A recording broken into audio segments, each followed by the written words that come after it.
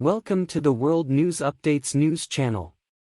Stay up to date on what's happening in the world. On Saturday night, hundreds of thousands of Israelis took to the streets to protest against the government's plans to curb the power of courts. The changes proposed by Prime Minister Benjamin Netanyahu are aimed at restoring balance between the branches of government, but opponents say they threaten democracy.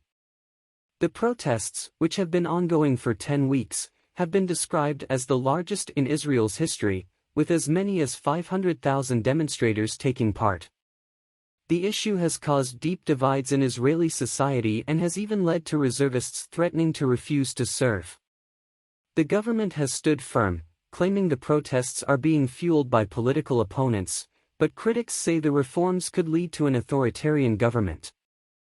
The protests in Israel have been ongoing for several weeks now and have been growing in size and intensity.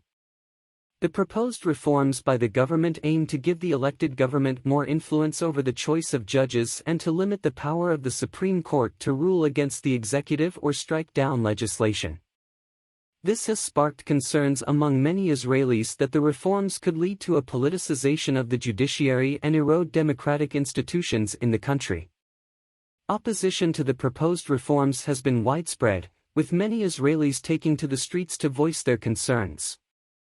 The protests have been marked by a diverse range of participants, including left-wing activists, human rights groups, and reservists who are opposed to what they see as an attack on democratic values.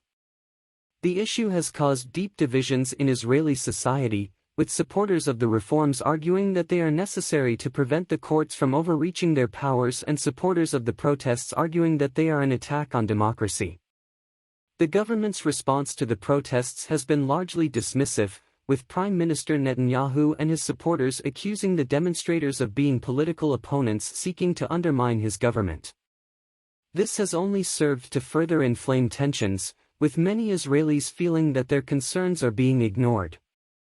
The ongoing protests in Israel are significant not only for their size and intensity but also for the fact that they are taking place in a country with a strong tradition of democratic values. The issue of judicial reform is a contentious one, and it remains to be seen whether the government will be able to push through its proposed changes in the face of such widespread opposition. Whatever the outcome, the protests serve as a reminder of the importance of upholding democratic values and the need for a robust civil society to hold those in power accountable. Thank you for watching. Don't forget to leave a like and subscribe to the channel for more content like this.